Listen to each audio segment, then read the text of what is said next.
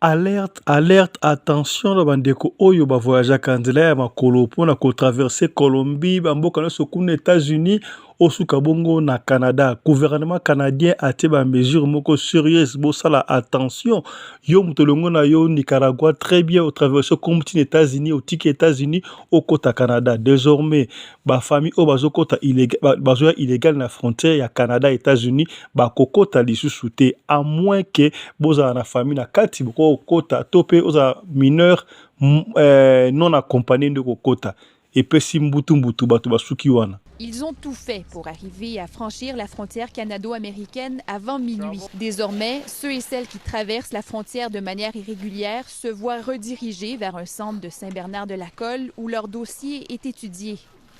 Des exceptions existent pour ceux ayant déjà un membre de la famille au Canada et pour les mineurs non accompagnés. Ça a été très compliqué.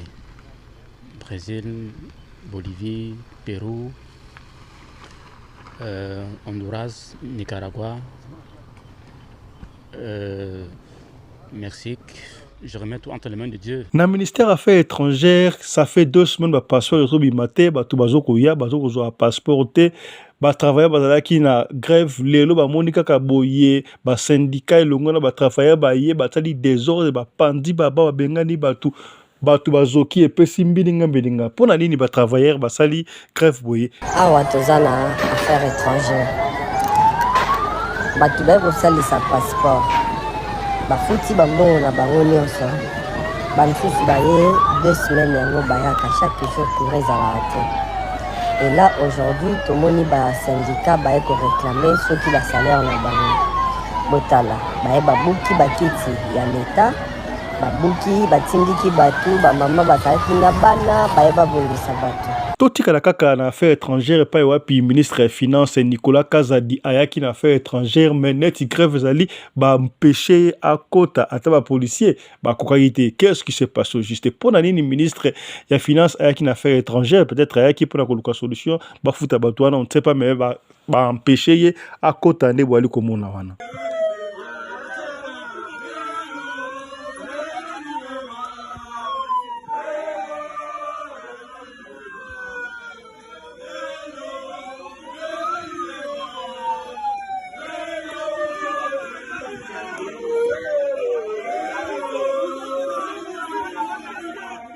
Na ministère économie et pas avec banoma ki mwana mboka Vital Kamerhe Lwakaningili akendaki pona remise reprise mais c'est comme s'il n'a pas été le bienvenu kuna batu ba irule libanda ya kosakala témoin ndungu et salamaki libanda mais asuka nango basala remise reprise. Radio Collectivia Fiston, tous s'abonner massivement, c'est validé. Mobali mbinga na munangolo aboya hydroquinone soki ezotambola basheri bazokoya mayanga na retrouve douce tendresse affection epana yo nasalelo nini mpo ndimake na kupendaka sana shitakwacha pelende wenjoro. Pour l'habillement des classes de vos enfants, pour l'élégance de vos enfants, désormais, visitez le magasin Little People Shop chez Mama Charlotte Caputo. Little People Shop chez Mama Charlotte Caputo, l'habillement officiel de vos enfants. Awa et pas Mama Charlotte. Moi namboka, bon monake, ba namboka, congolaise, tala biloko ya kosala, et pas bapaya. Acheli biso bilamba. Banda de 0 à 3 mois, yango yo. Soto yawa de 6 à 9 mois. Toke wana de 9 à 12 ans. Toza na nyonso. Bana mibali na bana basi. Soto yawa. Umoni oya bana basi. Ndenge mwana zo putsana. Toza lokola wato yene 8 ans tiko mata. Yango yawa. Koto yo ndi makambo. Mwana zo bimondire ministre. Ya bataille nyoso yango ba Samuel ba Chuchu yango yo abika la tsabana oyine to mutaka elengi tala ba fest bana mwana bimi na fete batu ba komobanga soko lingo somba biloko yo omonike olingo sepelisa mwana na yo ko déplacer na yo te okotika na internet okomona adresse na biso yango wana. Little People Shop chez Mama Charlotte Caputo. Adresse Edenval, Greenstone Shopping Center, shop numéro L119. Téléphone 011 52 46 366. À Jamestown, nous sommes sur Meyer Street 183. Jamestown Town, Johannesburg, shop numéro 5.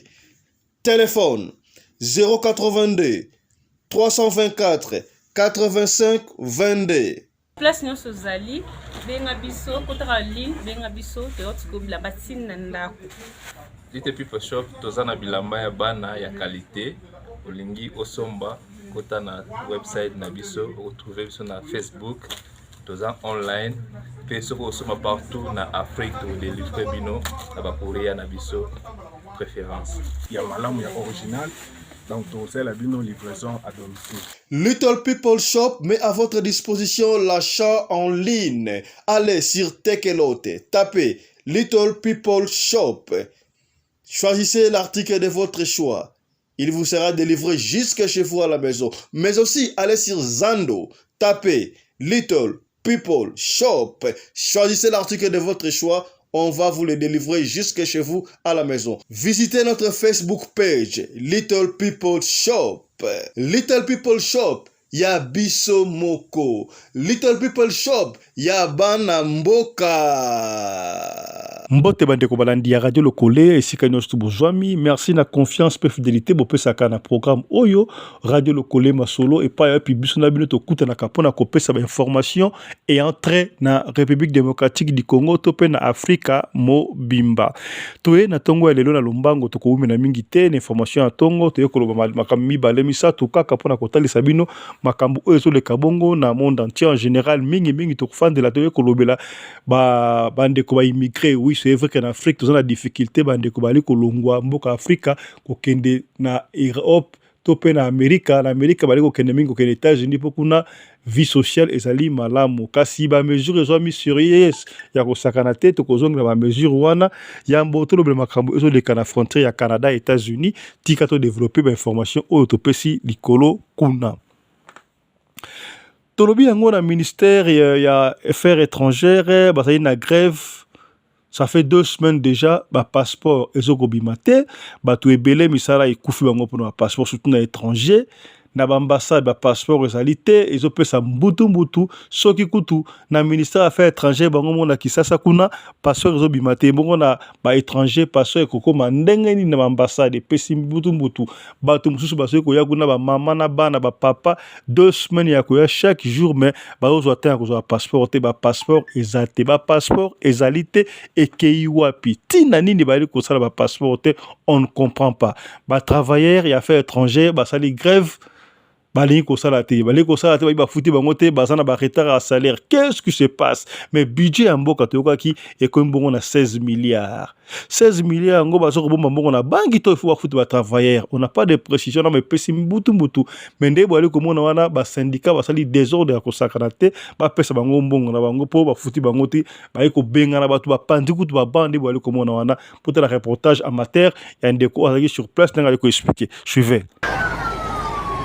Bon, awa toza na affaires étrangères.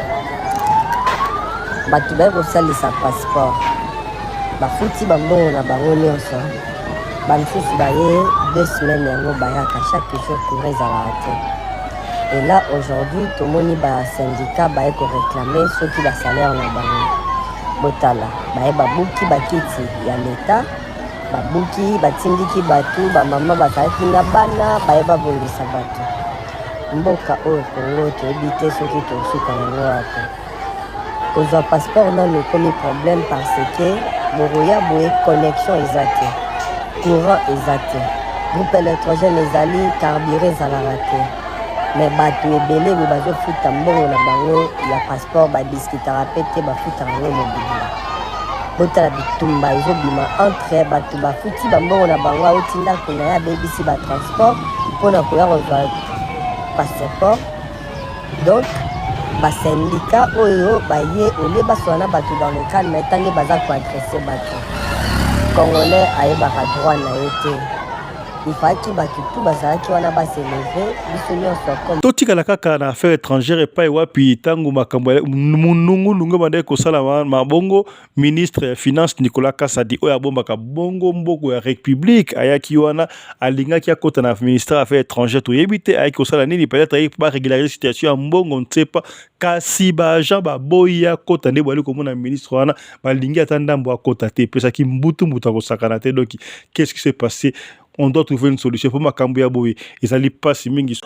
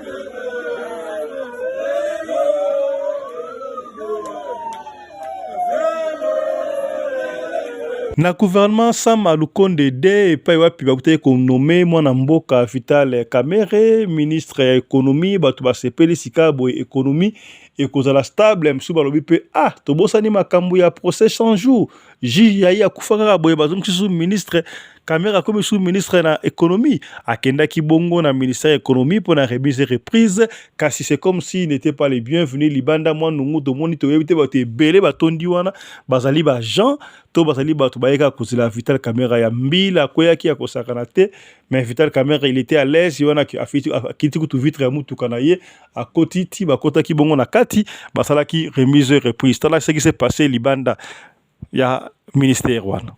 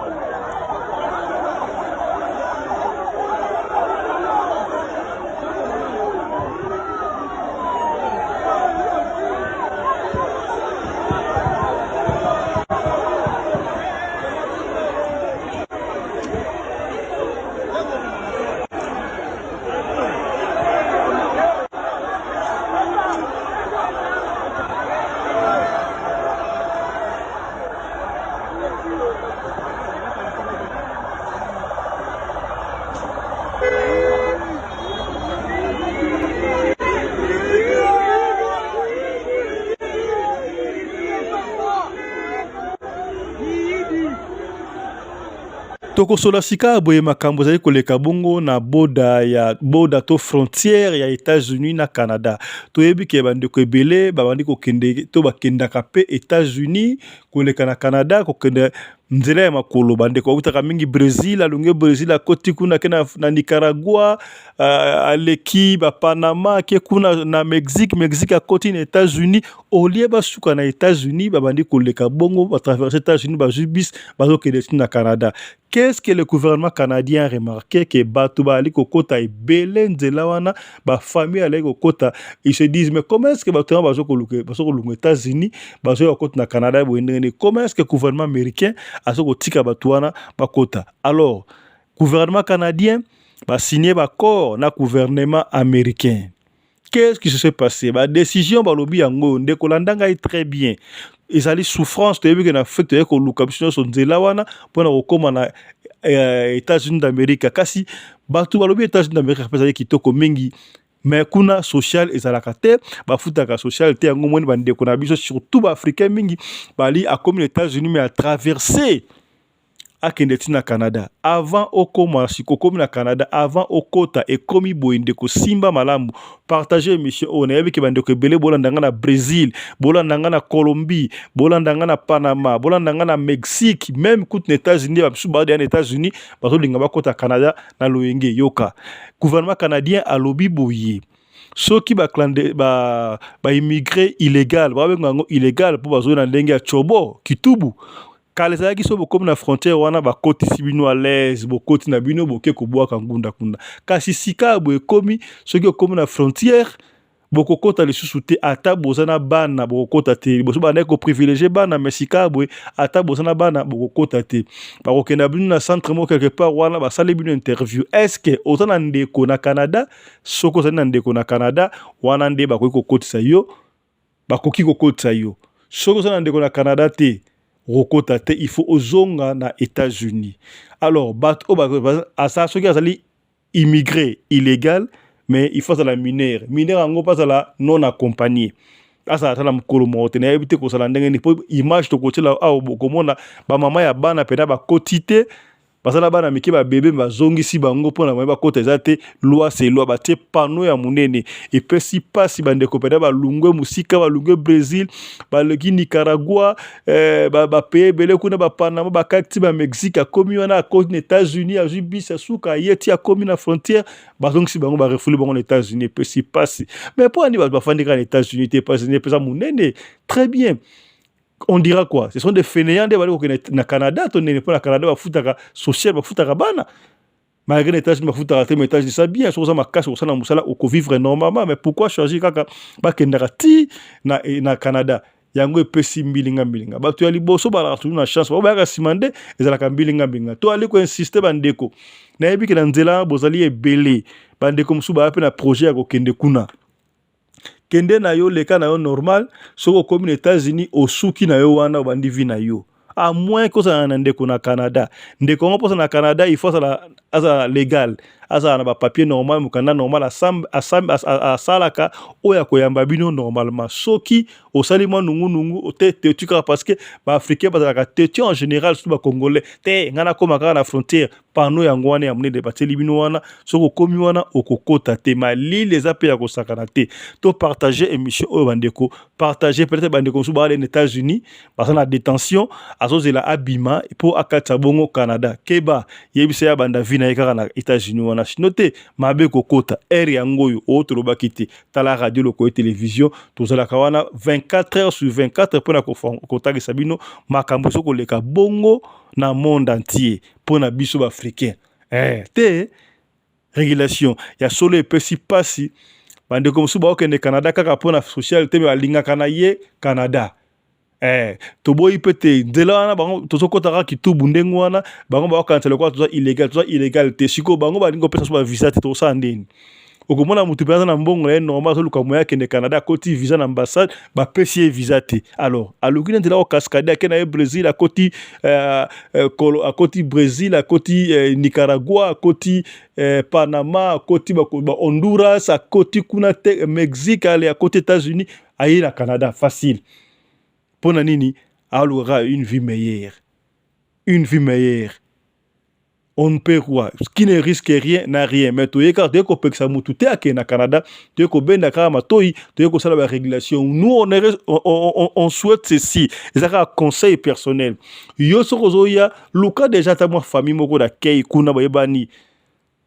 Sinara bango de kozoya poso comme na frontière wata bakobenga bango bandima batika yo okota soko na kingulungulu na bino basape na Canada na yebike batu malamu ndeko kozwa ndimi ondimi okoyamba etango okoma na frontière abengi kuna l'appareil de vote de correspondance soit éteint soit hors du périmètre to sungana ni surtout wana zaka pona koluka vie meilleure toloba kite biso antolobi landana no reportage oya bandeko oyo basuki na frontière moye bakota ezate omona ba mama na bana ba papa malili bakoti te ba o basana bandeko na bango na Canada bakoti o ba ande kote bazogi ba vandi wana butu malili tina tongo lokola bango mawa bayokela bango mawa mais bayokela bango mawa te babengali bango bakoti te baso obligé bazonga siko les États-Unis pas si landa reportage traverser ici la frontière canadienne. C'est illégale. On a la lumière d'état d'arrestation. Le chemin Roxham est bondé, quelques heures avant l'heure fatidique. Ils ont tout fait pour arriver à franchir la frontière canado-américaine avant minuit. When I heard like the border is going to get closed, so immediately I bought the tickets, the last one, so I decided to pass the border tonight, so I made it. I only got 1 hour. J'ai toujours suivi les informations par YouTube, par Internet, quoi. Je voulais toujours venir ici, quoi. Et même au petit matin, certains tentent tout de même leur chance. Le parcours a été trop long pour abandonner maintenant. Ça a été très compliqué. Brésil, Bolivie, Pérou, Honduras, Nicaragua, Mexique. Je remets tout entre les mains de Dieu. Si la nature accepte comme renvoi aux États-Unis, je ne peux que accepter.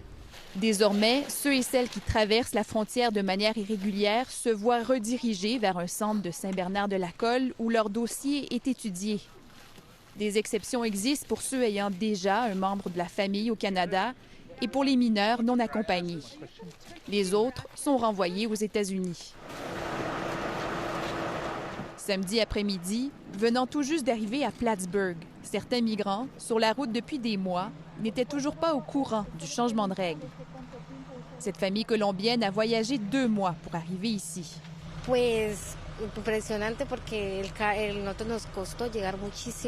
Xiomara explique que le voyage a été difficile et coûteux. Elle ne sait pas ce qui adviendra. Ceux qui sortent de l'autobus sont épuisés et mal équipés pour affronter le froid. Ils ne savent plus où aller. Et c'est ce qui inquiète les élus de la région. To have an announcement for, 10, 12 hours and say it's being shut down, this could create a real issue for border communities along the New York, Quebec, Ontario border. La déception est grande pour ces familles qui ont dû tout abandonner et qui voient leurs plans bouleversés. Marie-Isabelle, vous êtes toujours à Champlain du côté américain de la frontière. Alors, qu'arrive-t-il à tous ces migrants qui ne peuvent pas la traverser, la frontière? C'est la question que beaucoup de gens se posent. Il y a des organismes ici qui aident les migrants et ils se demandent ce qui arrivera à ceux qui ne pourront pas traverser parce qu'il n'y a pas beaucoup d'endroits où les accueillir dans la région, du moins à Plattsburgh, à Champlain. Il n'y a pas vraiment de refuge non plus. Et il y a beaucoup de ces migrants que parfois ils n'ont pas... Voilà, Badeko, je crois, Bolandi Binomoko wana, Ndeng Mutato expliqué wana, vraiment, traverser Honduras, traverser Panama, Mexique, États-Unis, musuku tazo bisa suka comme na butu awa akoko datena ba famille basali 2 mois de voyage ata binomoko 2 mois de voyage pas comme ba communion siko eish ba koti bango te pesi pasi yango biso batu ya sima o na sima so dinga koya zalaka mayele ki visa normal ce que simbite to pekisite pas moyen le plus facile au koma kuna likambute luka mutu na Canada benga ye soka ndimi ko yamba yo okokota na yo kitoko o tolobaki te biso en tolobi. Voilà, tolobaki lelo toko umela mingi te na tongo ya lelo to ye to pesa information te ko sona makambu ezo leka bongo na frontière ya Canada États-Unis. Ndeko partager lisolo oyo yo muto so comment na États-Unis déjà yo muto na Canada peut-être au kansa est intéressé au te tindela bandeko o bazali na Afrique tindela bandeko musu bazali na ba Venezuela bandeko so na Colombie ba na Brésil ba na Mexique ba so linga ba ya ba na Honduras ba na ba Panama koto wana komisela bango message po bazala déjà mayele bino batu aussi pe so kota déjà to aider baninga mususu bakota o to loba kité to lobi. Merci na maman Charlotte Kaputu, la dame de fer, sponsor officiel de l'émission Oyo. Merci pe na maman Rina Umbi, la femme à la taille d'une tige spaghetti, ni courbure ni virage, coordonnatrice de la chaîne Oyo Radio Lokole télévision. Bandeko to s'abonner o basi s'abonner déjà. Merci to partager émission on na plateforme nyon surtout pour comme la bandeko message Oyo. Ceux qui m'ont s'abonner te bandeko moni lien s'abonner, partager pour na orataka information to kubos na kofina close à notification te to kutani na bangongali ko ya pour na numéro mususu ya Radio Lokole masolo na chaîne na bino Radio Lokole TV. D'ici là, portez-vous bien bandeko. Santé de fer à tous. Chap chap et tchara. Dans le cadre de soutenir la vision des chefs de l'État dans les domaines de l'éducation, Mama Charlotte Caputo, la femme de fer, facilite à vos enfants de venir étudier en Afrique du Sud dans l'école de l'aviation, apprendre à piloter l'avion commercial ou militaire, apprendre à piloter l'avion de chasse, apprendre à piloter l'hélicoptère commercial ou de chasse, mais aussi apprendre à réparer les avions commerciaux ou militaires, des hélicoptères militaires ou de chasse en Afrique du Sud. Bandeko, yo mutolingi mwanona koma pilote commercial to militaire. Avantage yango yo. Obengi na numéro oyo ya Mama Charlotte.